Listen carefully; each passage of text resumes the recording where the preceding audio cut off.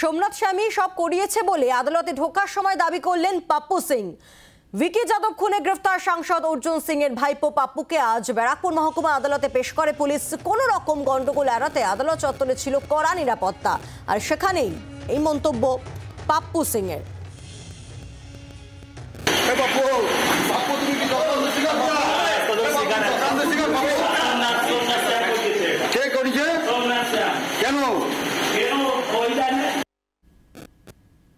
কথা বলবো, আমাদের সঙ্গে রয়েছেন টেলিফোনে আমাদের প্রতিনিধি বরুণ সেনগুপ্ত রয়েছেন আমাদের সঙ্গে। বরুণ, একেবারে চাঞ্চল্যকর দাবি করলেন পাপ্পু সিং এবার। একেবারে পাপ্পু সিংকে যখন জেসি অর্থাৎ পুলিশ কাস্টডি হয়েছিল, পুলিশ কাস্টডি থেকে আজ সকালে কিন্তু ব্যারাকপুর আদালতে নিয়ে আসা হয় এবং ব্যারাকপুর আদালতে যখনই তিনি ঢোকেন তখন তিনি কিন্তু একদম সোমনাথ শ্যামের নামে তিনি কোট আনকোট সোমনাথ শ্যাম নাম করে তিনি বলেন তাকে ফাঁসানো হয়েছে এবং তাকে সোমনাথ শ্যামই ভাসিয়েছে, এমনটাই কিন্তু তিনি দাবি করে কোর্ট লকআপের ভেতরে ঢুকেছেন।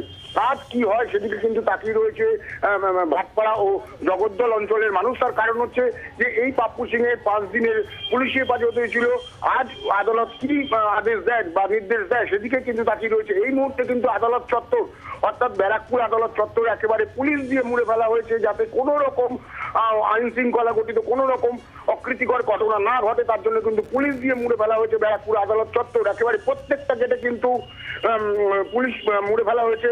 ডিসিপি তিনি কিন্তু নিজে রয়েছেন, আশিস কুমার মৌর্য তিনি কিন্তু নিজে রয়েছেন এবং কিছুক্ষণ আগেই একটা টিম তারা কিন্তু পাপ্পু সিং এর নামে যারা যে স্লোগান দিতে ভেতরে ঢোকার চেষ্টা করেন, পুলিশ তাদের হাঁটিয়ে দেয়।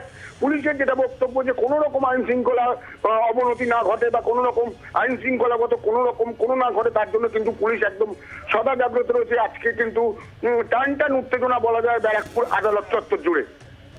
বরুণ, এর আগেও আমরা দেখেছি যে সাংসদ বনাম বিধায়কের যে লড়াই একেবারে ক্রমশ প্রকাশ্যে চলে আসছিল এবং সেই লড়াইয়ে কোথাও কি এই দাবিটা অত্যন্ত গুরুত্বপূর্ণ হয়ে আসছে, যেখানে সোমনাথ স্বামী সব করিয়েছে আদালতে ঢোকার মুখে দাবি করলেন অভিযুক্ত পাপ্পু সিং।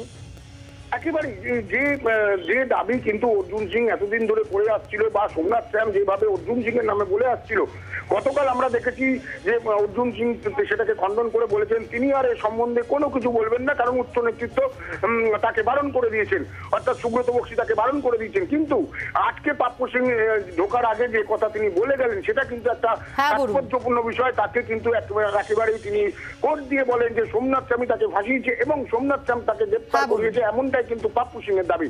ধন্যবাদ। বাংলার আওয়াজ, বাঙালির আবেগ, জি 24 ঘন্টা।